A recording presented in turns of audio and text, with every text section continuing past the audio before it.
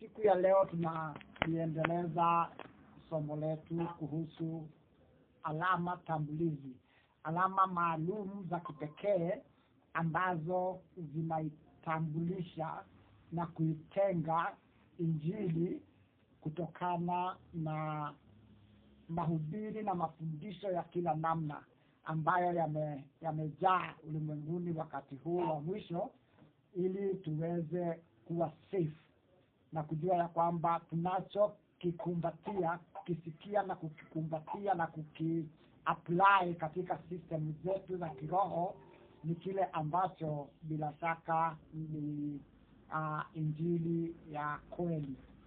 Na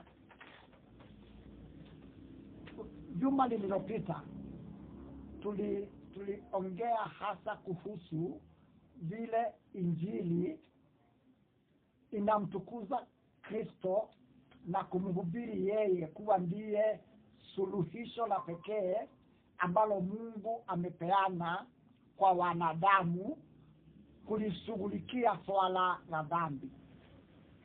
Alama mojawapo ya kutambua Injili ambayo tunasikia ni Injili ya kweli ni kwa sababu lengo na shabaha ya Injili hiyo ama ujumbe huo ama mafundisho hayo, makusudi yake makubwa ni kumtukuza Kristo na kumhubiri yeye ya kwamba ndiye suluhisho la pekee ambalo Mungu amepeana kwa wanadamu ili kushughulikia swala la dhambi.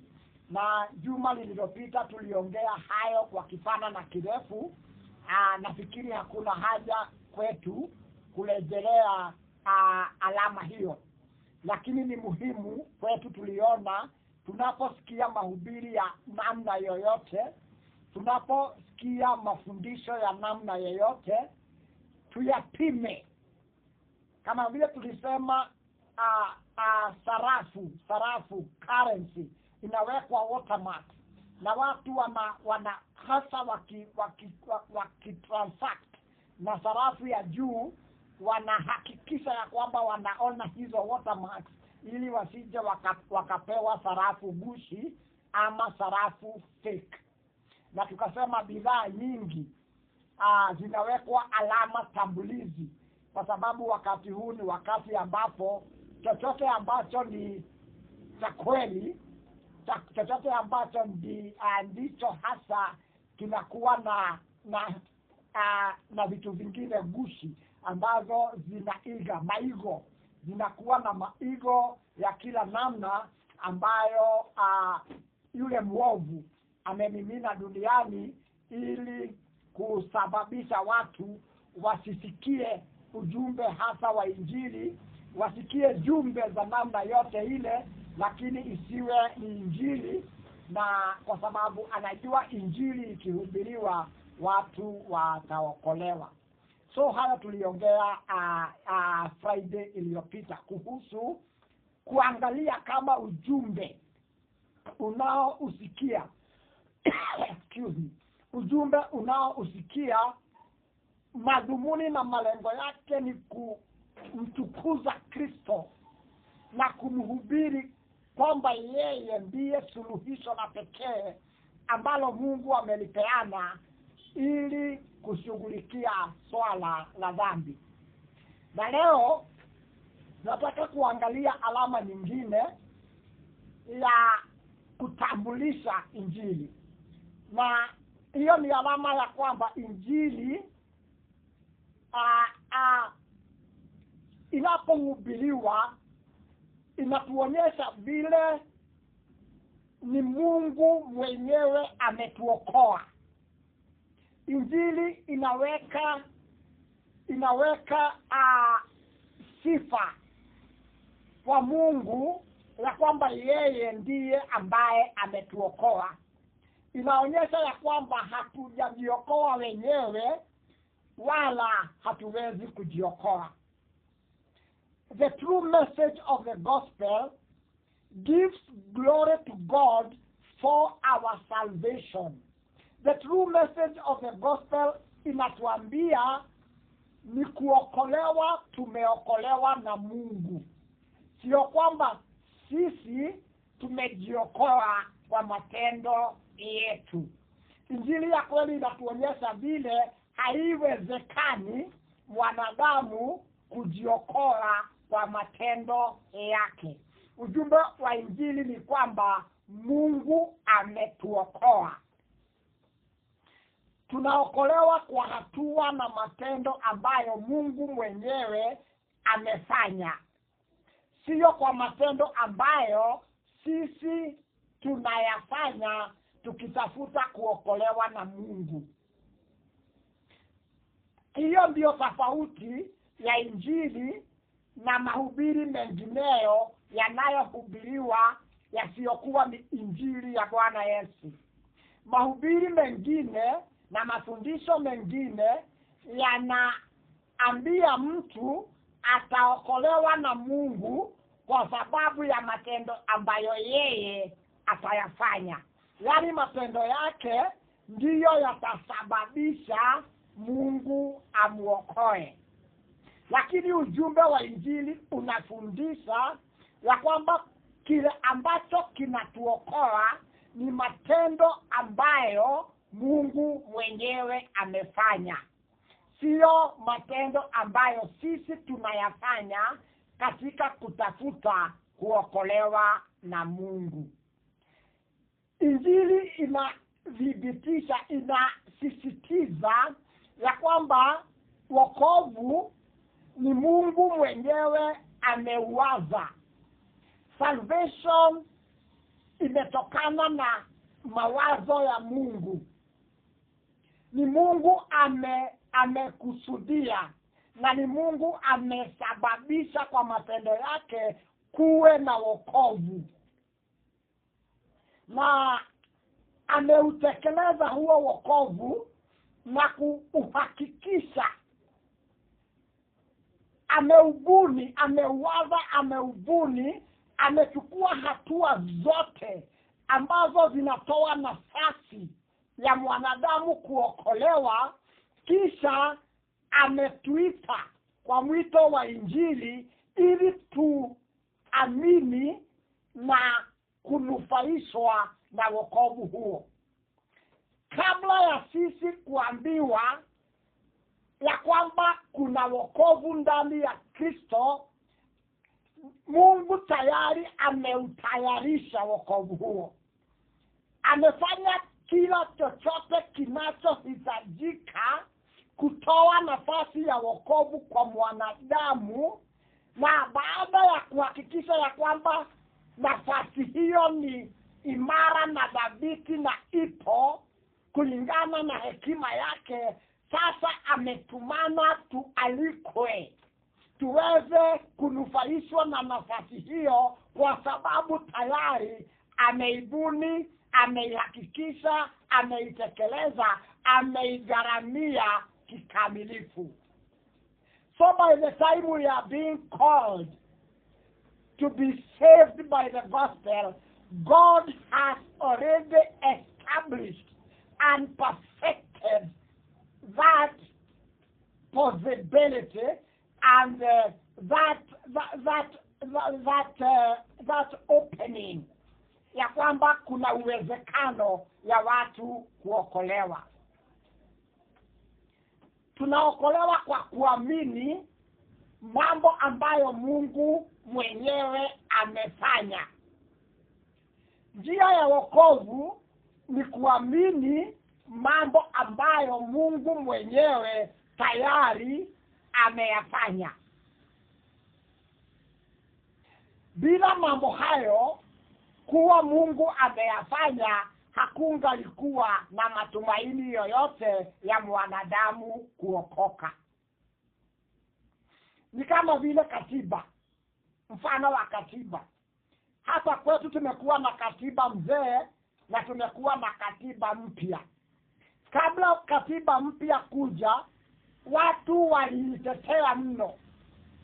Watu wengi walichoka na wakatumia wakati wao mwingi, wengine wakaumizwa, wengine wakafa, wakitetea katiba mpya, na mambo ambayo yanawezekana katika katiba hii mpya hayangeliwezekana katika ile katiba ya kitambo, kwa sababu katiba ya kitambo kuna haikutoa. Kwa mfano,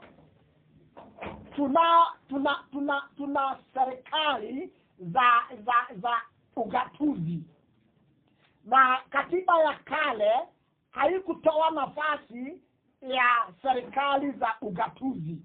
Hiyo ni kumaanisha hata kama tungetaka kuwa na gavana katika katiba ile ya kitambo, hatungeweza kuwa na gavana, kwa sababu katiba ile haikutoa nafasi hiyo. Hatungeweza kuwa na seneta, kwa sababu katiba ile haikutoa nafasi hiyo. Sasa tunaweza kuwa na gavana na seneta na woman rep, kwa sababu katiba mpya inatoa nafasi hiyo. Kama haingekuweko katiba hiyo, mambo hayo hayangeliwezekana. Na wokovu ni nafasi ambayo Mungu ameibuni na kuitengeneza na kuidhibitisha na kuihakikisha kabla ya kualika watu waingie katika wokovu huo. Tunaokolewa kwa kuamini mambo ambayo tayari Mungu ameyafanya ili kutuletea wokovu. Na nimesema kama mambo hayo hayakufanywa, hakungalikuwa na matumaini yoyote ya mwanadamu kuokoka. We are saved by believing what God has already done. Before God invited us to salvation by way of the gospel, He had already done all that was required to be done for there to be salvation for fallen mankind. Malaika ambaye aliongea na Yusufu kuhusu kuzaliwa kwa Yesu, wakati Yusufu alikuwa amempoza Mariamu, kisha akaona ya kwamba huyu mwanamwali aliyempoza ako na mimba, na akawa anawania kumwacha kisirisiri asimwaibishe. Basi malaika wa Mungu alimtokea, na wakati malaika alimtokea alimwambia ya kwamba, hiyo ni katika Mathayo 1:20 na ule wa 21. Basi alipokuwa akifikiri hayo, tazama malaika wa Bwana akamtokea katika ndoto akisema, Yusufu mwana wa Daudi, usihofu kumchukua Mariamu mkeo, maana mimba yake ni kwa uweza wa Roho Mtakatifu. Naye atazaa mwana, nawe utamuita jina lake Yesu, maana yeye ndiye atakayewaokoa watu wake na dhambi zao. Anapozaliwa Bwana Yesu, anazaliwa kama Mwokozi atakayewaokoa watu na dhambi zao. Hiyo inatuambia bila kuja kwake, bila kuzaliwa kwake Mwokozi Yesu, hakukuwa na uwezekano wa watu kuokolewa kutokana na dhambi zao. Jesus comes as the Savior who will save mankind from their sin. God sends him. Mungu anamtuma Yesu dunia hii ili aje awe Mwokozi. Kama kungelikuwa na njia nyingine ya watu kuokoka, hakukuwa na haja ya Bwana Yesu kutumwa duniani kama Mwokozi. Alikuja kuokoa. Mahali pengine yeye mwenyewe anasema, nimekuja kutafuta na kuokoa kile ambacho kimepotea, ama kile ambacho kilipotea. So anakuja kuwa Mwokozi. na kuja kwake ni kitu ambacho kama hakikufanyika hakungelikuwa na wokovu kama tutakavyoona hapa baadaye. Ukiangalia kwenye kitabu cha Waefeso sura yake ya 2 mstari wa 1 hadi ule wa 9 tunasoma maneno haya. Mtume Paulo anapoongea na waumini wa kanisa la Efeso anawaambia ya kwamba ninyi mlikuwa wafu kwa sababu ya makosa na dhambi zenu ambazo muliziendea zamani kwa kuifuata kawaida ya ulimwengu huu na kumfuata mfalme wa uwezo wa anga, roho yule atendaye kazi sasa katika wana wa kuasi, ambao zamani sisi sote nasi tulienenda katika yao, katika tamaa za miili yetu, tulipoyatimiza mapenzi ya mwili na ya nia, tukawa na tabia yetu kwa tabia yetu watoto wa hasira kama na hao wengine. Hebu kwanza tutafakari hayo. Anasema tulikuwa wafu, we were dead. Tulikuwa wafu kwa sababu ya makosa na dhambi zetu. Yaani makosa na dhambi zetu zilituua. Wasomi wa Biblia wanajua ya kwamba pale katika bustani ya Edeni Mungu alimwambia Adamu usile matunda ya ule mti wa ufahamu wa mema na mabaya, kwa sababu siku ile utakula matunda yake utakufa. Na alipokula tunda hilo tunajua hakufa katika hali ya mwili, aliendelea kuishi miaka kadhaa baadaye. Lakini neno linatuambia kile ambacho dhambi na makosa zinafanya ni kuua.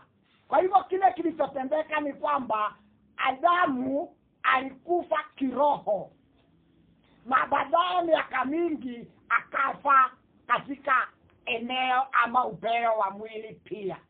Kwa sababu hapa tunaambiwa tulikuwa wafu, we were dead because of our sins. Lakini anaposema tulikuwa wafu, hamaanishi tulikuwa tumekufa tukazikwa.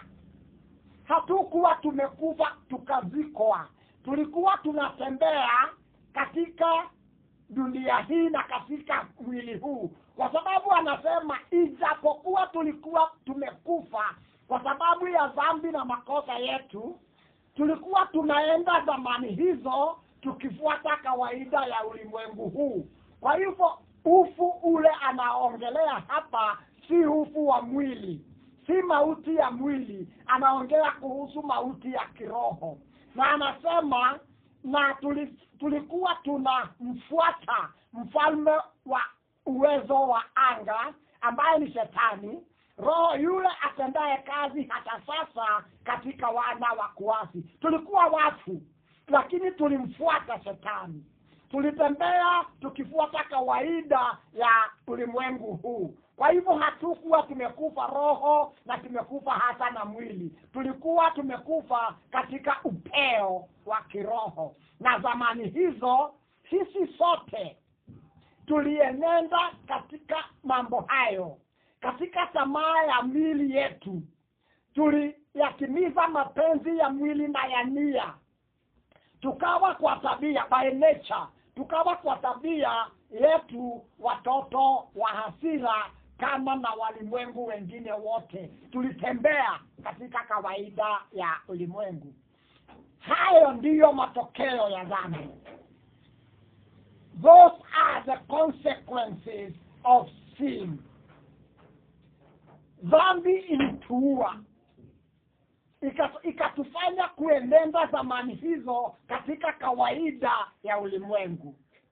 Ikatufanya kumfuata mfalme wa anga, roho atendaye kazi sasa katika wana wa kuasi. na tulienenda katika mambo hayo, tukijaribu na tukifanya kila kitu kutimiza tamaa za miili yetu. Tulipoyatimiza mapenzi ya mwili na ya nia, tukawa kwa kiasi, by nature, kwa tabia, tukawa watoto wa hasira. Yani hasira ya Mungu ikawa juu yetu kama ilivyo juu ya watu wengine wote. Matokeo ya dhambi ni hayo. Lakini mtume anawaambia Waefeso, na by extension anatuambia sisi siku ya leo, ya kwamba hiyo ndiyo ilikuwa hali yetu, lakini Mungu akalete suluhisho. Ukiangalia mstari sasa wa 4 kuendelea, anasema lakini Mungu kwa kuwa ni mwingi wa rehema. That was our condition. That was our situation. Lakini Mungu kwa kuwa ni mwingi wa rehema, kwa mapenzi yake makuu aliyotupenda, hata wakati ule tulipokuwa wafu kwa sababu ya makosa yetu, alituhuisha pamoja na Kristo. Yani tumeokolewa kwa neema, anasema mtume.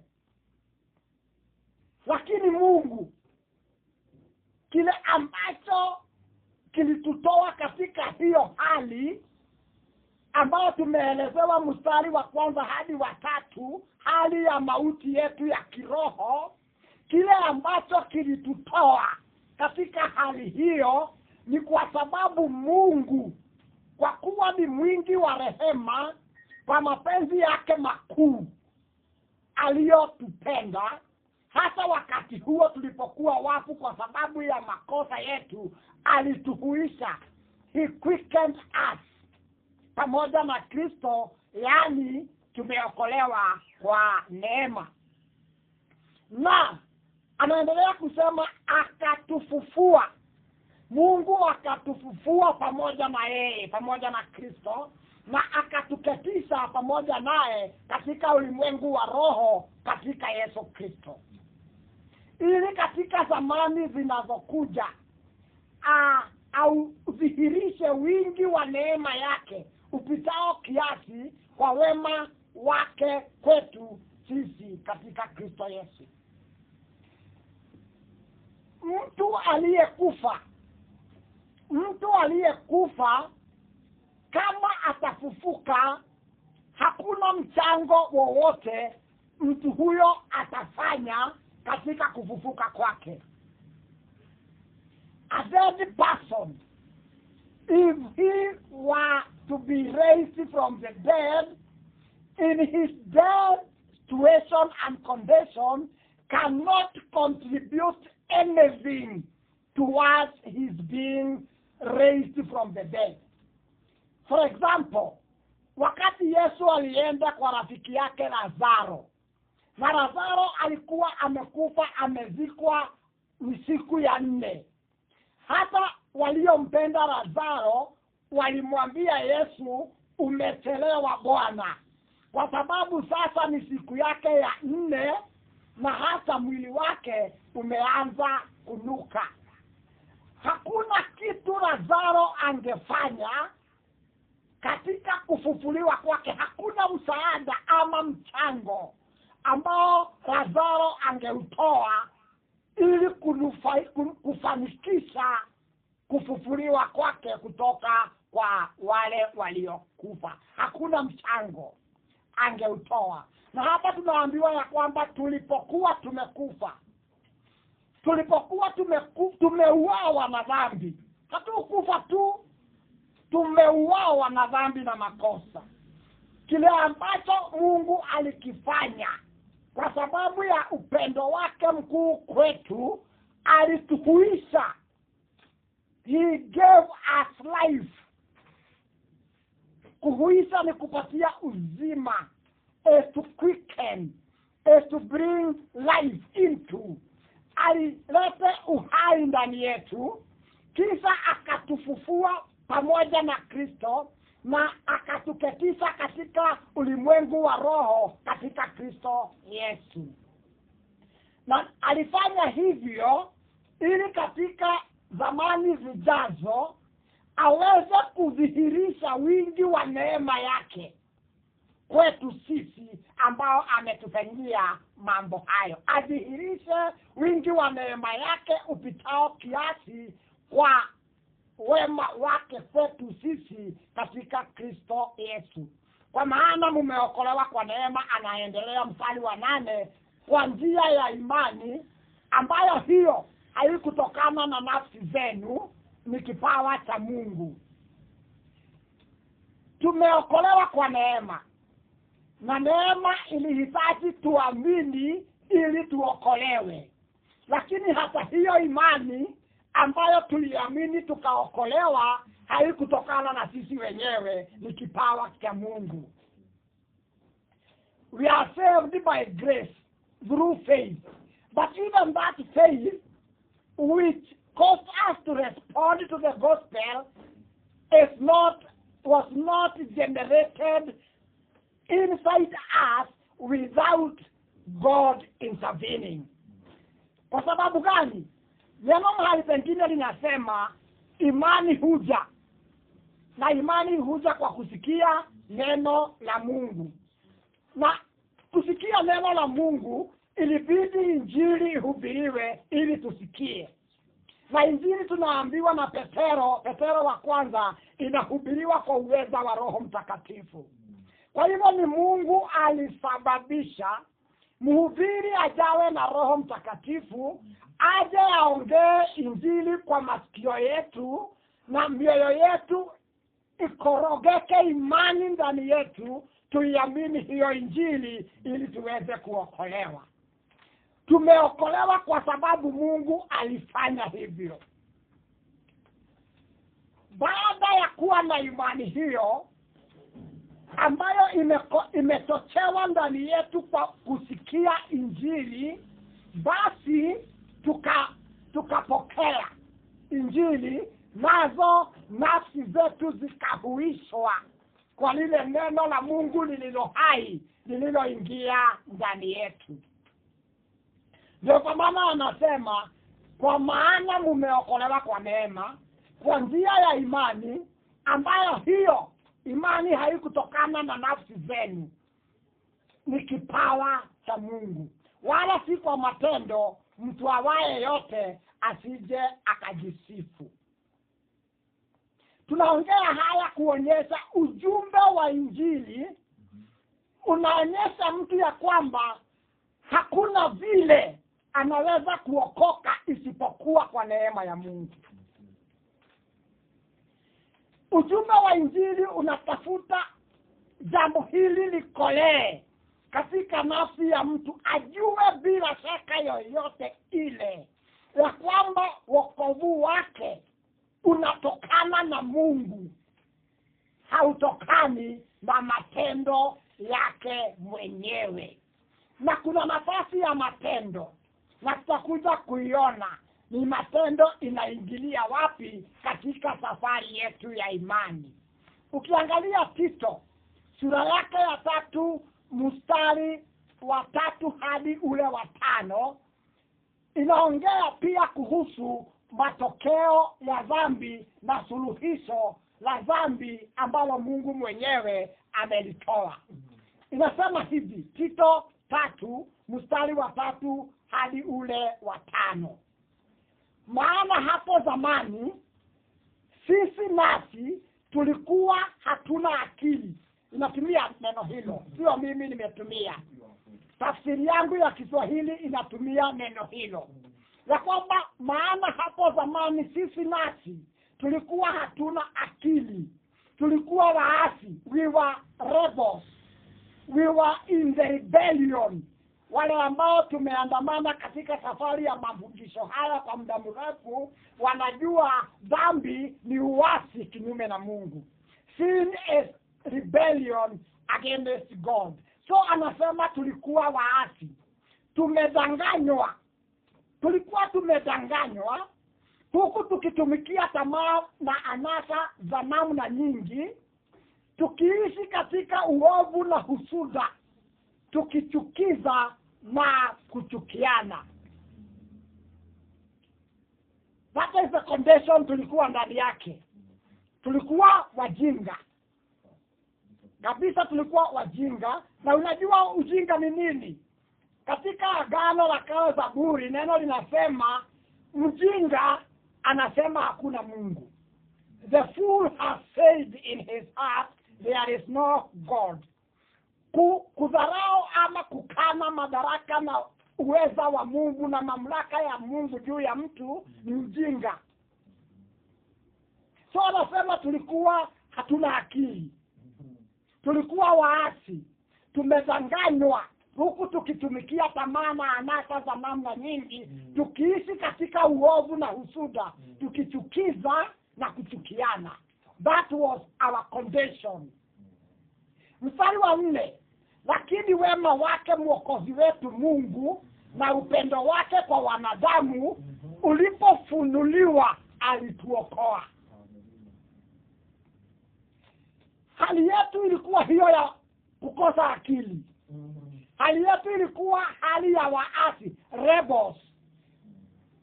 Tulikuwa tumedanganywa, we were deceived. Tulikuwa tunatumikia tamaa za mwili na anasa za namna nyingi. Tuliishi katika uovu, iniquity, na mambo ya kuchukiza na kuchukiana. Lakini wema wa Mungu na Mwokozi wetu na upendo wake kwa wanadamu ulipofunuliwa alituokoa. Katika Tito ya 2 anasema neema ya iletao wokovu imefunuliwa. Hapa anasisitiza ya kwamba wokovu wetu umetokana na kufunuliwa na Mungu kwa neema iletao wokovu. So anasema mstari wa 5, si kwa sababu ya matendo ya haki tuliyoyatenda. Si kwa matendo ya haki tuliyoyatenda sisi, bali kwa rehema yake, kwa kuoshwa na kuzaliwa kwa pili na kufanywa upya na Roho Mtakatifu. I want us to consider yale mambo ambayo tunaambiwa ya kwamba ndiyo yamesababisha wokovu wetu. Tumeambiwa Waefeso wokovu wetu umetokana na sisi kuishwa kutoka mauti na uweza wa Mungu, na kufufuliwa kutoka mauti yetu ya kiroho pamoja na Kristo. Hapa tunaambiwa hali yetu ilikuwa mbaya, lakini alipofunua Mungu wema wake wa kuokoa, alituokoa. Mstari wa 5 unasema si kwa sababu ya matendo ya haki tuliyoyatenda, bali kwa rehema yake, kwa kuoshwa. Tumeokolewa kwa sababu tumeoshwa na kuzaliwa mara ya pili na kufanywa upya na Roho Mtakatifu. Kuoshwa, hatujaambiwa tumeokolewa kwa vile tulioga ama tulijiosha. Tunaambiwa ni kuoshwa, tulioshwa. Na huku kuoshwa sio kuoshwa tu kwa mwili. Unajua zamani zile, hasa katika kile ambacho kilikuwa ni ordination ya makuhani, ilibidi kuhani hata aoshwe mwili.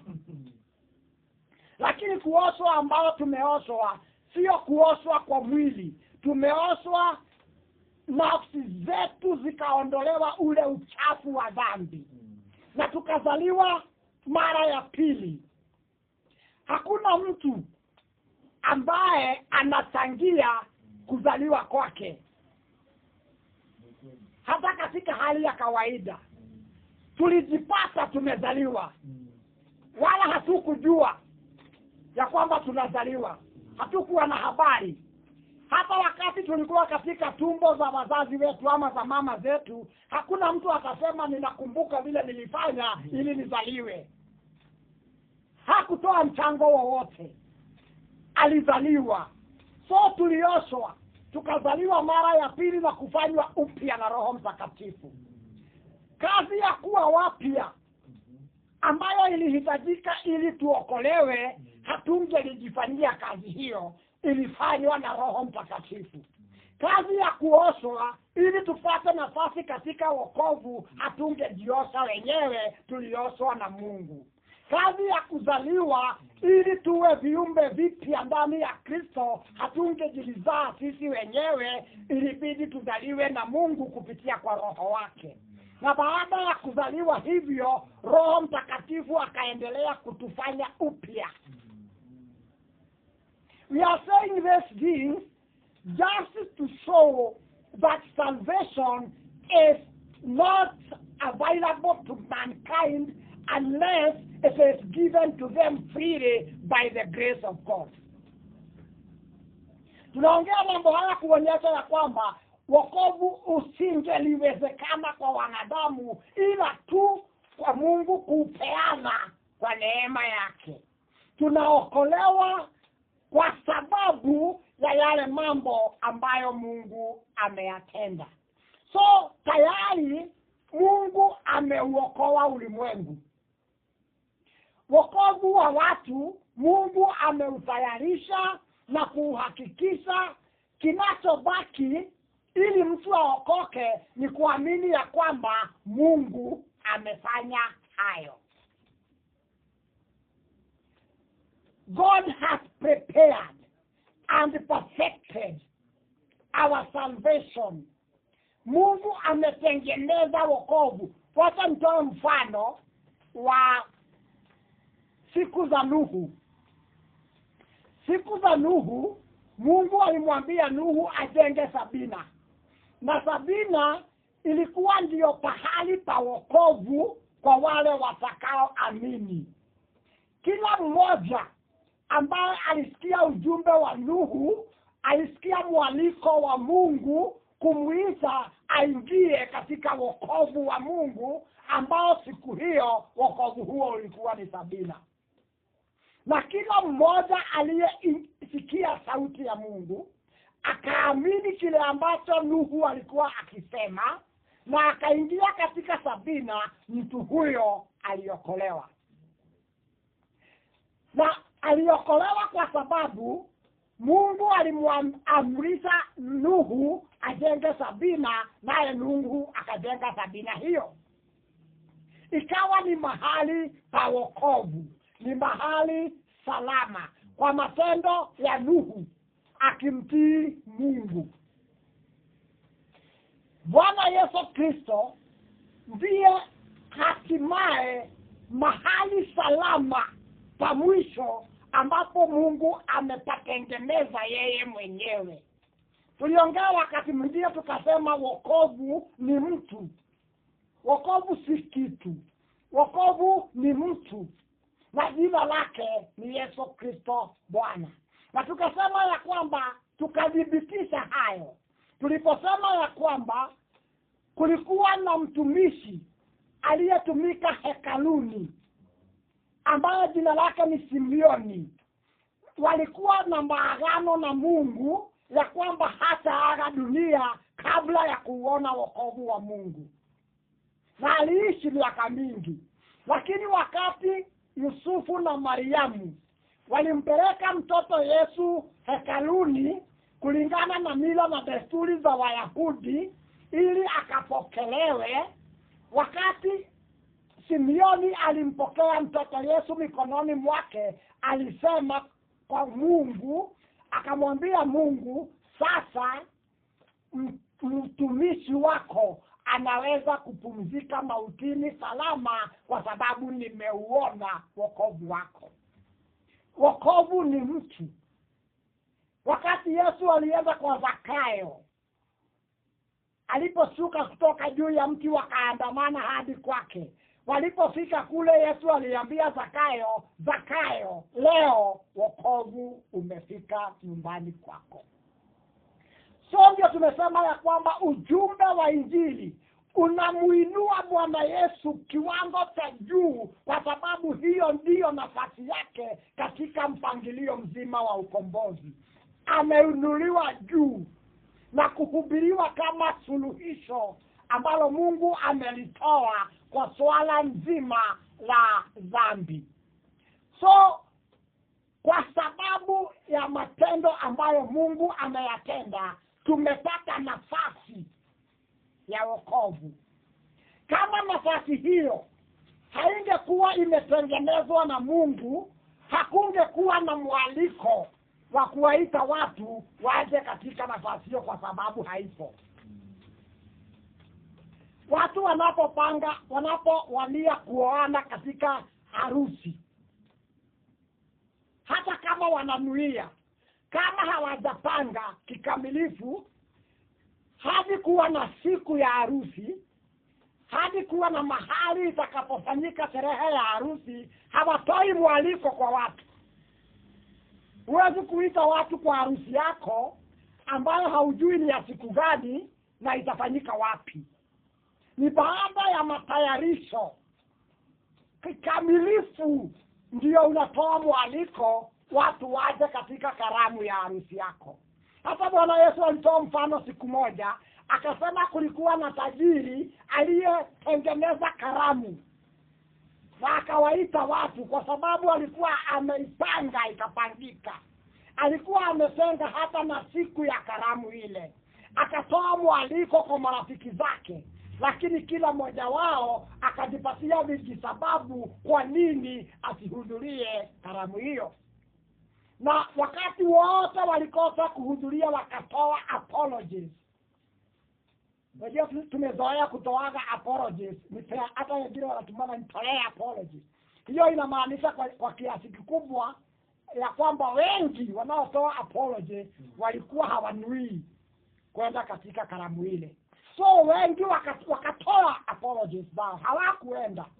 Na alipoona ya kwamba watu hawaendi, akawaita watumishi wake, akawaambia, enendeni kwenye makutano ya njia, mualike watu ili waje kwenye karamu, kwa sababu karamu imeandaliwa. Na hivyo na wokovu wa Mungu. Mungu ameuandaa wokovu huu ukakamilika. He has taken care of everything that is required to be in place for there to be a salvation for mankind. Hakuna kitu amekiwatia tanzi. Chochote kilichohitajika kufanyika ili kuwe na uwezekano na nafasi ya watu kuokolewa, Mungu ametangulia kukifanya kwanza, kabla ya kutumana, enendeni muambie watu ya kwamba waje waingie katika mahali pangu salama wapate wokovu wa milele.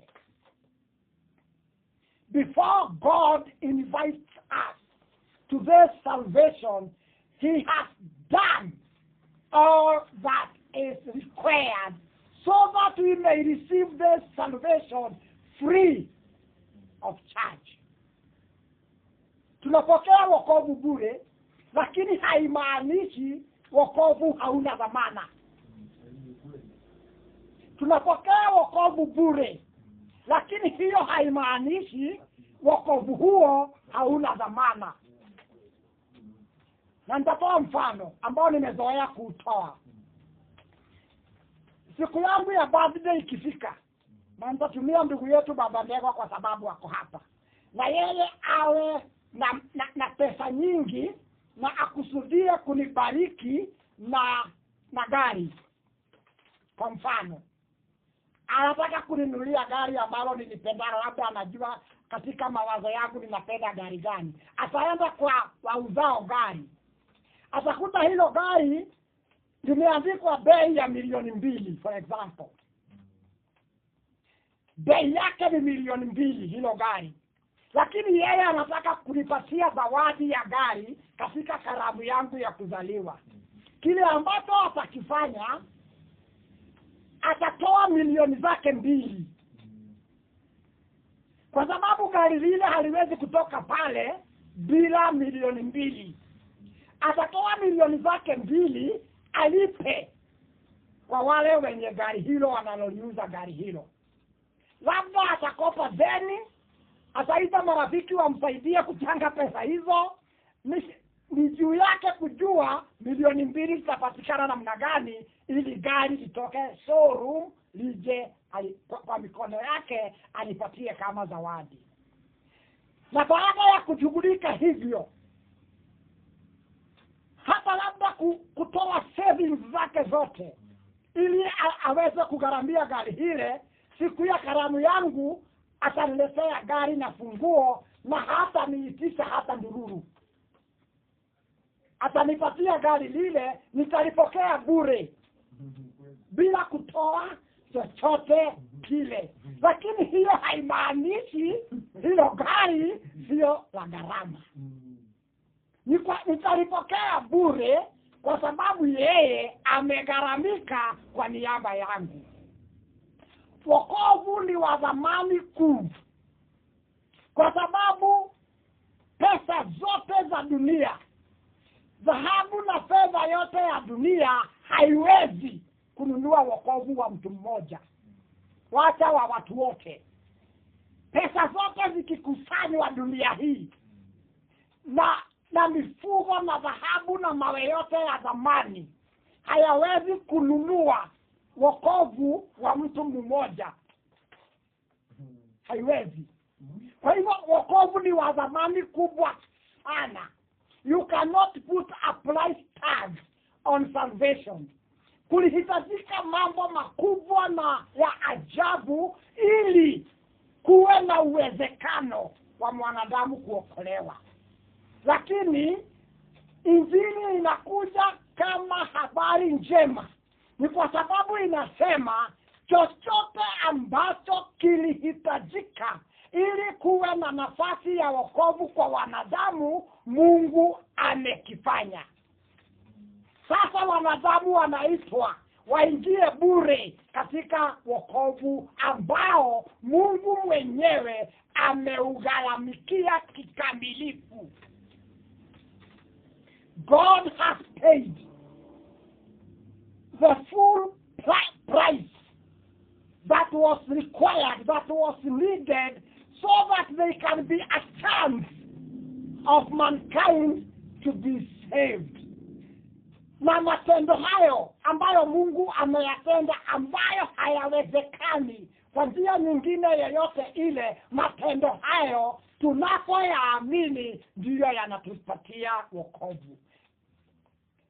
Inasema kitabu cha Biblia kwenye Warumi 10 mstari wa 9 na 10 pale, ya kwamba mtu akiamini na moyo wake na kukiri na kinywa chake ya kwamba Yesu Kristo ni Bwana, na ya kwamba Mungu alimfufua kutoka kwa wafu, mtu huyo ataokoka.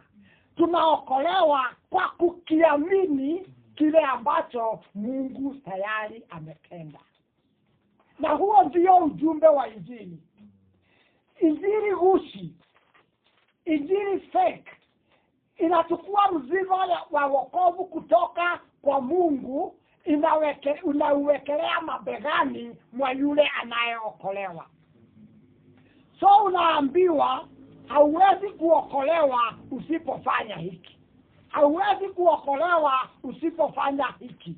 Unaambiwa mambo mengi ambayo yanahitajika wewe ufanye ili upate nafasi ya wokovu ndani ya Mungu. Hiyo ndiyo injili ghushi, kama ile iliyohubiriwa Wagalatia na wale watu waliokuwa Wayahudi sugu. Walienda Galatia baada ya Paulo kuhubiri injili ya wokovu ya neema, wakaambia Wagalatia, hamwezi kuokoka kama hamukutahiriwa na kufuata sheria ya Musa. Na hiyo ndiyo ilisababisha Paulo kuwaambia Wagalatia ya kwamba wametoka kwa neema ya Mungu kwa sababu wameikumbatia injili ya namna nyingine. Injili ya namna nyingine ni hatari. Injili ya kweli inaambia watu Mungu ametoa wokovu, nafasi ya wokovu kwa watu, na anawaita waje kwake wamwamini ili waokolewe. Ndio kwa maana neno linasema mwenye haki wangu ataishi kwa imani. tumeokolewa kwa neema ya Mungu kupitia kwa imani. Ni kwa sababu tumeokolewa na yale mambo ambayo Mungu mwenyewe ameyatenda. Tuendelee. Kulihitajika nini ili tuokolewe? What were the conditions that were required for our salvation? Mambo yaliyohitajika ili mtu aokoke yalikuwa hayawezekani kabisa kwa hekima na uwezo wa watu. Kwa mfano, ili kupatikana nafasi ya mtu kuokoka, kulihitajika aje mtu duniani, mtu asiyekuwa na dhambi. Kuna mambo yalihitajika kufanywa na mtu ili nafasi ya watu kuokoka ipatikane. Hiyo ni kwa sababu yaliyosababisha mtu kutumbukia katika dhambi na mauti yalifanywa na mtu. Hii ndio tunaitaka a situation ambayo ni ngumu. Ili kupatikana nafasi ya wokovu kwa watu, kulibidi kuja mtu hata apatikane mtu hapa duniani ambaye hana dhambi kabisa.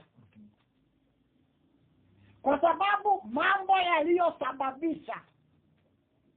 yaliyosababisha sisi tuwe katika hiyo hali ambayo tumeambiwa tulikuwa ndani yake yalifanywa na mtu. Ni mtu alisababisha dhambi ingie na mauti ingie. So kulihitajika mtu ambaye atakuja awe hana dhambi ili aweze kubadilisha mambo ambayo yalifanywa na mtu ambaye alitutumbukiza katika shida yetu hiyo. Wakorintho inasema sura yake ya kwanza mstari wa 15, Wakorintho wa kwanza 15 mstari wa 21 na ule wa 22 unasema, maana kwa kuwa mauti ililetwa na mtu, kadhalika na kiama ya wafu ililetwa na mtu. Ni mtu alileta mauti. Death came by a man. Ni mtu alisababisha mauti iwe. Na kwa sababu ni mtu alisababisha mauti iwe, ilibidi kuwe na mtu mwingine ambaye atasababisha waliokufa wahuishwe warudi hai. There was no alternative. Ni mtu alileta mauti, ilibidi kuwe na mtu atalete kiama ya watu. Na inaendelea kusema hapo mstari wa 22 kama mtu ako na shaka, inasema kwa kuwa kama katika Adamu wote wanakufa. Katika Adamu wote wanakufa. Kadhalika na katika Kristo wote watahuishwa. Tunakufa kwa sababu ya Adamu. Tunakufa kwa sababu ya Adamu. Katika Adamu sote twafa, bila kujali mtu amefanya nini ama ni nini hakufanya. Lakini kama amezaliwa na Adamu, hukumu yake ni mauti. Ni sasa afe. Yule mtu mzuri kuliko watu wote anakufa sawa sawa na yule mtu muovu. Katika Adamu, yule mtu mzuri kuliko watu wote duniani anakufa the same na yule mtu muovu. Juu yule muovu sana duniani ni Hitler ama ni nani, lakini anakufa sawa sawa. Hitler alikufa sawa sawa na vile alikuwa anaitwa nini yule mama Mkatoliki, ana sifa sana kuwa alikuwa mtu mzuri. Alikuwa anaitwa nimesahau jina lake. Mama Teresa. Mama Teresa anasifika kuwa alikuwa mtu mzuri. Dunia hii watu hawakumpata na dosari. Lakini vile Mother Teresa alikufa, ni hivyo hivyo Hitler anakufa kama wako ndani ya msururu wa kiadamu. Tunakufa kwa sababu ya Adamu. Na haya tunayasoma hata katika kitabu cha Warumi 5 ya kwamba kwa sababu ya makosa ya mtu mmoja sote, tulisoma hayo majuma kadha yaliyopita. Kwa sababu ya makosa ya mtu mmoja sisi sote tumefanyika wenye dhambi na tumehukumiwa. Lakini kwa sababu ya haki ya mtu mmoja nasi pia tumefanywa wenye haki na tumepewa haki ya uzima. Katika Adamu sote tunakufa katika Adamu bila kujali wema ama ubaya wetu. Hivyo basi ilibidi kupatikane mtu wa kusimama mahali aliposimama Adamu kabla ya kuingia dhambi. That was a condition. For there to be any hope of salvation for mankind, there must come a person, a man into this world who is not touched by sin, so that he may stand in the position where Adam stood. Na tunaposema hayo, nakumbuka majuma mawili yaliyopita tukiongea kanisani, tukasema kuna mahali tumesimama katika Kristo. There is a place we have stood in Christ. Kuna mahali Adamu alisimama, a spiritual place, ambapo Adamu alisimama akawa na nguvu na mamlaka. Sio mahali, not a geographical place in the Garden of Eden, but as a spiritual place in the economy of God. Mahali Adamu alisimama machoni pa Mungu akawa na nguvu na mamlaka ya kutawala uumbaji wote wa Mungu. Kulihitajika mtu aje ambaye hajaguzwa na dhambi ili asimame mahali Adamu alisimama, afanye mambo kinyume na yale Adamu aliyafanya ili kubatili mauti na kuleta kufunua uzima wa milele. Mtu wa namna hiyo hangelipatikana miongoni mwa wanadamu wazawa wa Adamu. Hakungepatikana mtu kama huyo duniani. Alitafutwa akakosa mtu wa namna hiyo. Tunasoma kwenye kitabu cha Ufunuo wa Yohana sura yake ya 5 mstari wa 1 hadi ule wa 7. Kisha nikaona katika mkono wa kuume wake yeye aliyeketi juu ya kiti cha enzi kitabu kilichoandikwa ndani na nyuma, kimetiwa mihuri 7. Nikaona malaika mwenye nguvu akihubiri kwa sauti kuu, nani anayestahili kufungua kitabu na kuzivunja mihuri zake? Wala hakukupatikana mtu mbinguni,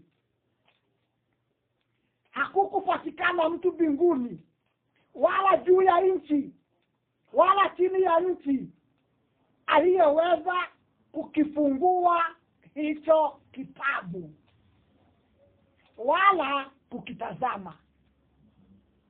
Kitabu kiko pale, kimeshikwa mikononi mwa aliyeketi juu ya kiti cha enzi, ni Mungu. Kimepigwa mihuri 7 mbele na nyuma. Kinahitaji mtu wa kukifungua, lakini wakatafuta mbinguni wakakosa. Kilihitaji mtu wa kukifungua, lakini taajabu ni kwamba hakukupatikana mtu hata wa kukitazama. That is how desperate the situation was. Kitabu kinahitajika mtu akichukua mikononi mwake, avunjavunje ile mihuri 7 mbele na nyuma, ili ajue ni nini kimeandikwa ndani. Kuna tafutwa mbinguni mtu wa namna hiyo. Kwa ajabu ni kwamba hakukupatikana mtu hata wa kujaribu.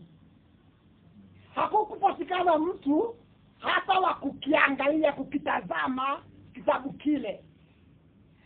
na matumaini yote ya watu ilikuwa ndani ya kitabu kile, ambacho kimekosa mtu mbinguni wala juu ya nchi wala chini ya nchi aliyeweza kukifungua kitabu hicho ili kuachilia wokovu wa watu, ukombozi wa watu. Hiyo inatuambia nini? Inatuambia ya kwamba ijapokuwa Enoko alikuwa na sifa, alitembea na Mungu until he was translated, hata yeye hakuweza kutazama kile kitabu. Wacha kufungua, kutazama hakuweza. Ijapokuwa Ibrahimu ni rafiki wa Mungu, ana sifa kama rafiki wa Mungu, hakuweza kukitazama kile kitabu. Ijapokuwa Musa ni nabii mkombozi, lakini hakuweza hata kutazama kile kitabu. Name them. Ongea kuhusu Elijah aliyesifika, aliyesimamisha mvua 3.5. Ongea kuhusu Yoshua ambaye alisimamisha jua. Ongea kuhusu Gideoni na wote mashujaa wa imani watajika, lakini hakukupatikana mtu wa kutazama kile kitabu. That is how desperate mankind was without that special person who could not only look at that book, but get it from the hands of the one sitting on the throne, break the seals, and declare eternal salvation for mankind. Na Yohana anasema, alilia sana, mstari wa 4, nami nikalia sana kwa kuwa hapakuonekana mtu asahilie kufungua hicho kitabu wala kukitazama.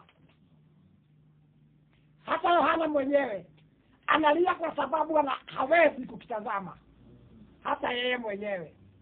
So akalia, lakini mojawapo wa wale wazee akaniambia, usilie, tazama simba aliye wa kabila la Yuda, shina la Daudi, yeye ameshinda, amehitimu apate kukifungua kile kitabu na vile mihuri zake 7. Amehitimu. He is qualified. He has what it takes. Amepimwa kwa mizani ya Mungu na amestahili sio tu kutazama, bali kukipokea kile kitabu mikononi mwa Mungu, kuvunja mihuri yake na kutangaza wokovu wa milele kwa watu. So hakukuwa mtu kama wanadamu kama Mungu angesema enendeni mtafute mtu, mtakaponiletea mtu nitatangaza wokovu, wanadamu wangedumu milele yote bila suluhisho. Lakini yeye alihitimu.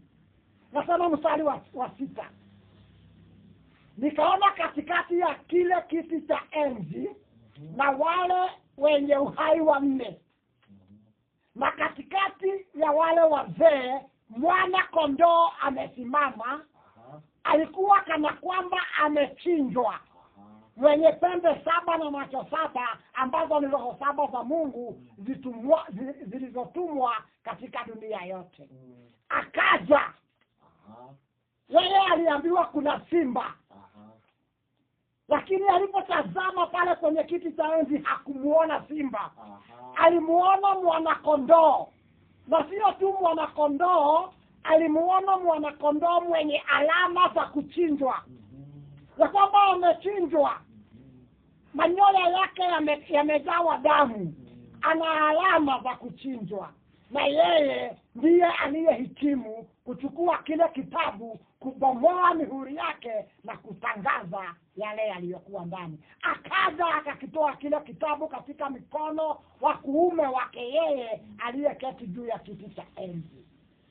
Kulikosa mtu, na kama hangelipatikana mtu huyo, basi hakungekuwa na nafasi ya wokovu wa wanadamu, na hakungekuwa na haja ya kuhubiriwa wokovu, kwa sababu hatuwezi kuhubiri kitu ambacho hakiwezekani.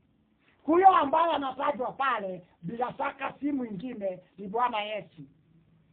Ukisoma kwenye kitabu cha Ufunuo sura yake ya 19, nafikiri mstari wa 13 kuendelea hapo, inasema alionekana amevaa mavazi yaliyolowa damu. Jina lake ni neno la Mungu. He is the word of God.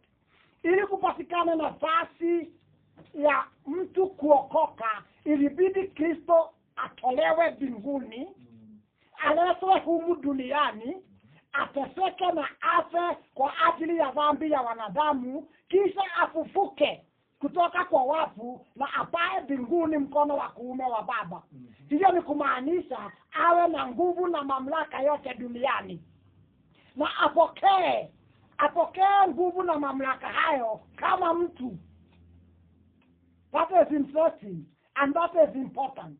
Wakati Yesu anakuja kuwa mtu, ni ili yote atakayoyafanya afanye kwa niaba ya watu.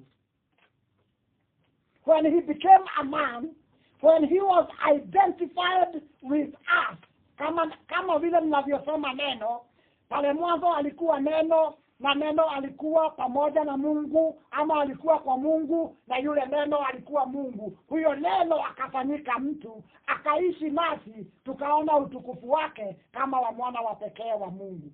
Alifanyika mtu ili awe our representative, awe mwakilishi wetu, ili ushindi wake dhidi ya dhambi na mauti uwe ni ushindi wa watu. Kama angekuja kwa njia nyingine, sio mtu, ushindi wake haungekuwa kwa watu. Kwa sababu tumeambiwa Wakorintho 15, ni mtu alisababisha mauti. Lazima kuwe ni mtu atasababisha kiama ya waliokufa.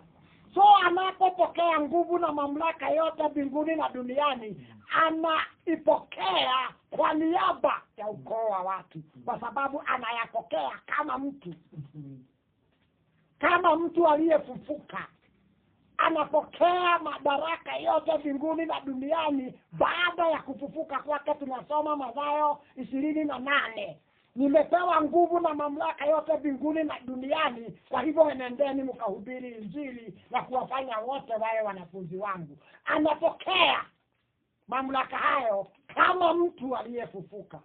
Na tunaambiwa Wakorintho hiyo 15 ya kwamba kuna ufufuo kutoka kwa wafu, na wale tulikuwa nao katika zile sikukuu za Wayahudi wanajua this is the first fruit. Anafufuka kama malimbuko. Baadaye kuna mavuno makubwa ambayo yatatokea, na kuna watu watafufuka kwa wingi kutoka kwa wafu, sawa sawa na kufufuka kwake, wakipokea madaraka ya milele mikononi mwa Mungu, kwa sababu yeye amekuwa mtangulizi wetu. Tunasema haya kudhibitisha ya kwamba kabla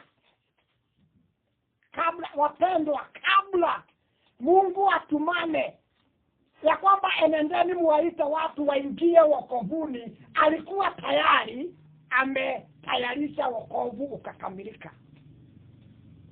Mara nyingi tunajidanganya ya kwamba tunaokoka kwa sababu tulihubiriwa tukakubali. Kama hakukuwa na nafasi ya wokovu, tungehubiriwa nini? Kama hakukuwa na nafasi ya wokovu, hatungehubiriwa. Tuitwe wokovuni. Tunaitwa wokovuni kwa sababu Mungu tayari ameutayarisha wokovu. Ndio kwa maana anatumana watu waje ili waingie katika kile ambacho amekitayarisha tayari. Na tumeambiwa Waefeso 2, hata tulipohubiriwa kuitwa kwenye wokovu, hatungeamini, ila tu ni Mungu alisababisha tuamini, kwa vile neno lake liliingia ndani ya nafsi zetu, imani ikaja. So salvation, wokovu 100% ni kazi ya Mungu. tunaokolewa kwa mambo ambayo Mungu mwenyewe ameyatenda. Hiyo ndio ujumbe wa Injili. That is one of the watermarks.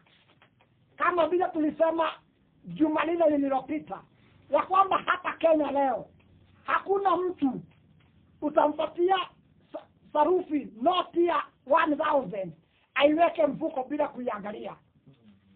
Hakuna.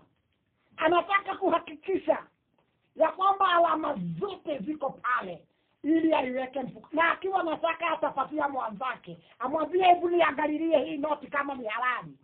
Kwa sababu zimejaa noti gushi, fake. Na hivyo na ujumbe tunaousikia wote, lazima tuangalie these watermarks. And one of the watermarks we said last time ni kwamba ujumbe huo lazima umtukuze Kristo juu kabisa na kumhubiri kama suluhisho la pekee na kutokana kwa Mungu kuwaletea watu wokovu. Na leo tumesema ujumbe wa Injili unatuita tuje kwa kile ambacho Mungu tayari amekifanya. Sio bila tutafanya ili tuokolewe.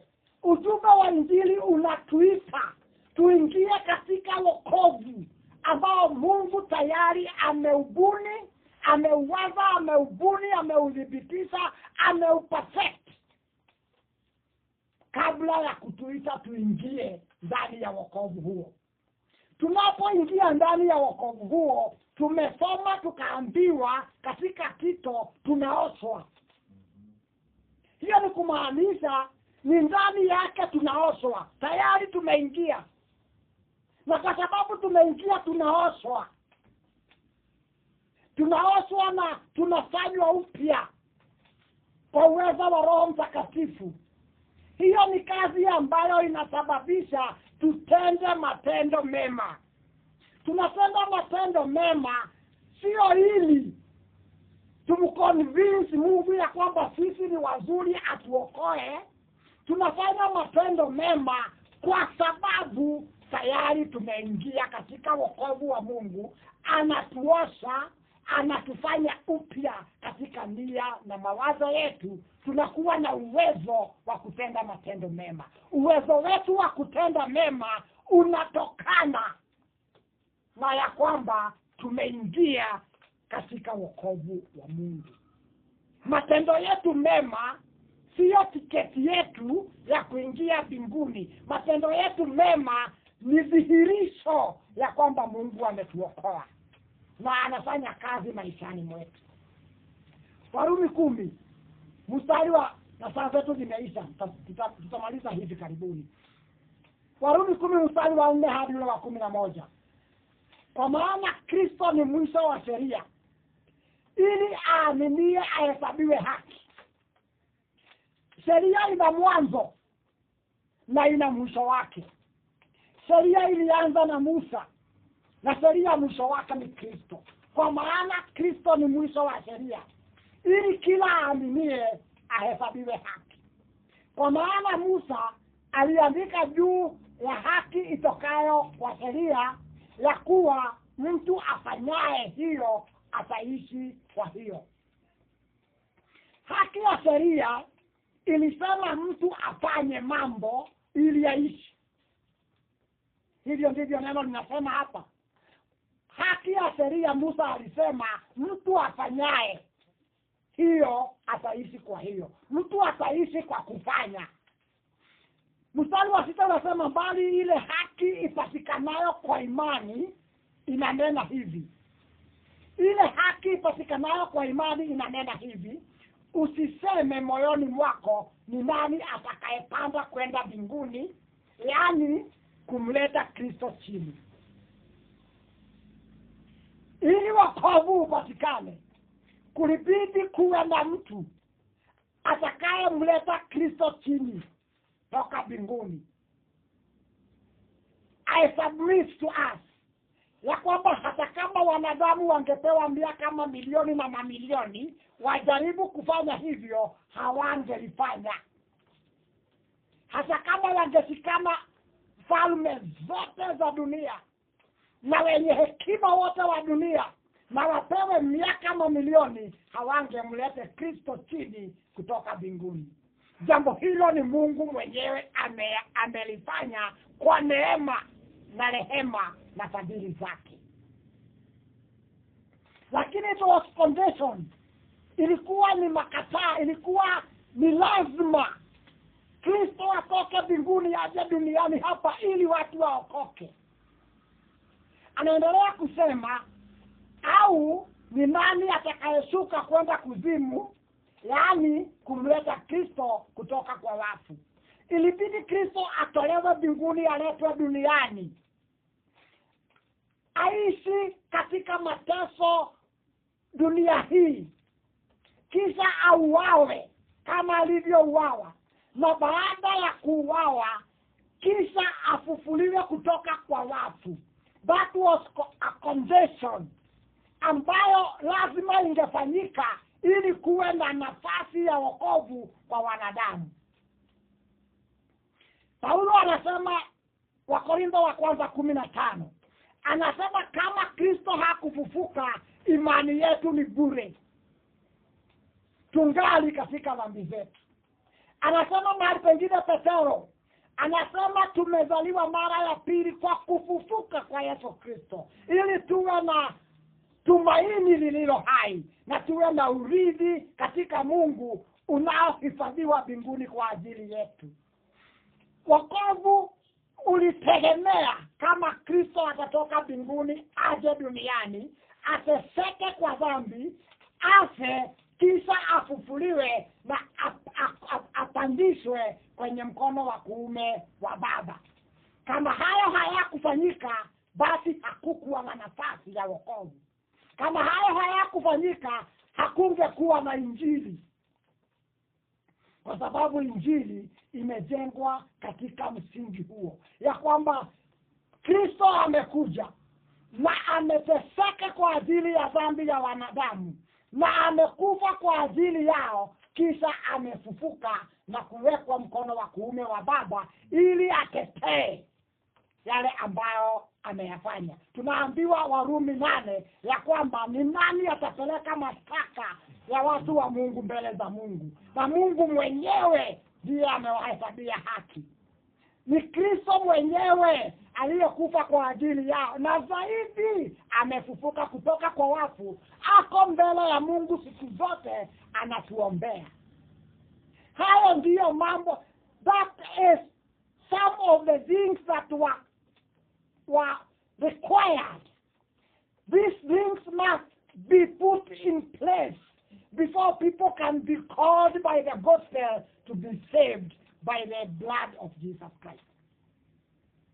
Ujumbe wa Injili unaonyesha watu ya kwamba hakukuwa na nafasi ya mtu kuokolewa ila kwa matendo ambayo Mungu mwenyewe ameyatenda.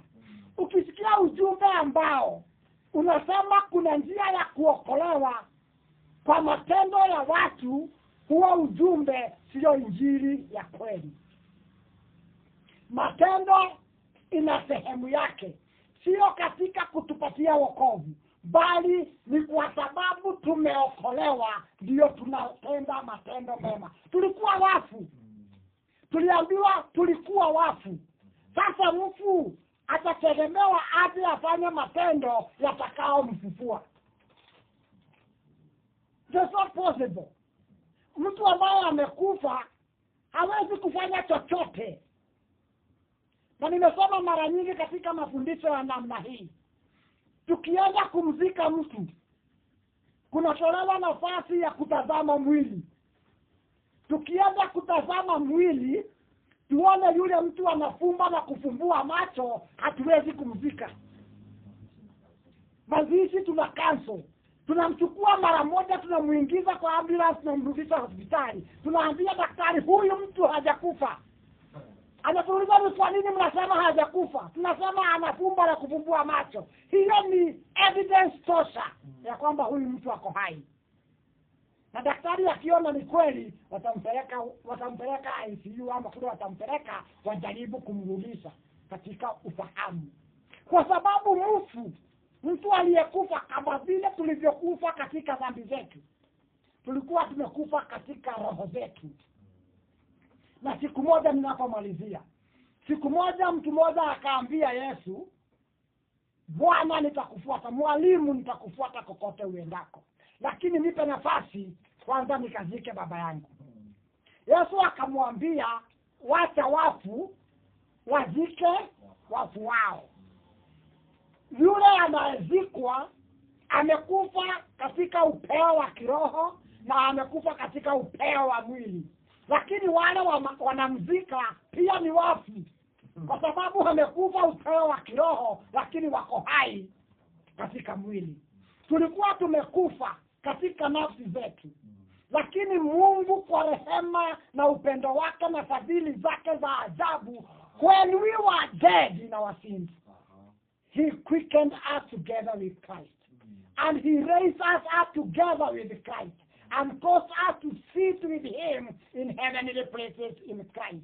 Tunaokolewa kwa matendo ambayo Mungu ameyatenda tunapoyasikia na kuyaamini. Tunaingia ndani ya mahali salama pa Mungu panaitwa Kristo. Ndani ya Kristo tunafanyiwa kazi ambayo inasababisha tuwe na tabia ya kiungu. Tutembee katika matendo mema.